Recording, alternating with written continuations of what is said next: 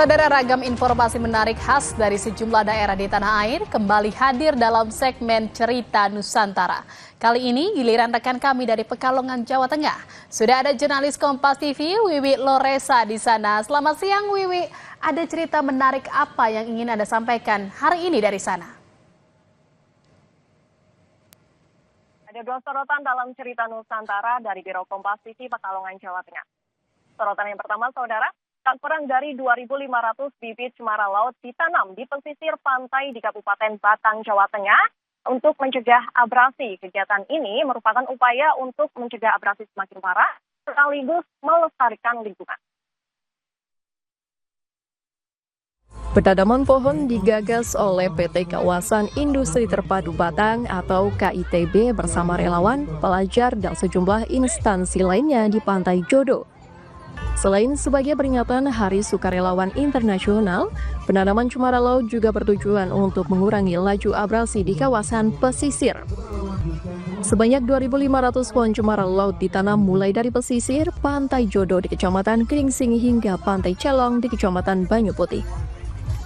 Pemilihan lokasi penanaman cemara laut memiliki beberapa alasan, seperti potensi kerusakan lingkungan pesisir yang cukup besar. Penanganan risiko abrasi juga perlu disegerakan agar tidak semakin parah. Kita bersama-sama, saya pikir ini inisiasi yang akan kita terus lanjutkan. Harapan dari Pak Sekda tadi, kita juga akan melakukan program di atas, ini juga menjadi concern kita bersama. Jadi intinya bahwa keseimbangan kelestarian lingkungan ini juga menjadi concern KITB, bagian daripada membangun industri yang berkelanjutan dan industri yang hijau.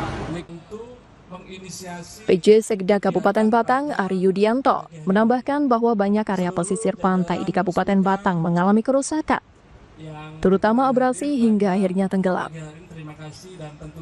Karena di kawasan Celuk mana ini dari Pantai Jodo pun juga potensi.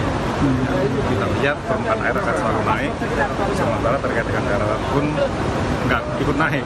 Ya, sehingga bagi dari kepedulian dari BPKITB, adanya CSR untuk penanaman pohon ini sangat baik. Dan harapan kita seperti tadi kita sampaikan, harapan kita bukan hanya di pesisir, tapi ada di atas. Karena kawasan tersebut air. Di Batang Barat, tingkat kerusakan sudah parah dengan garis pantai mundur hingga mencapai 100 meter ke daratan.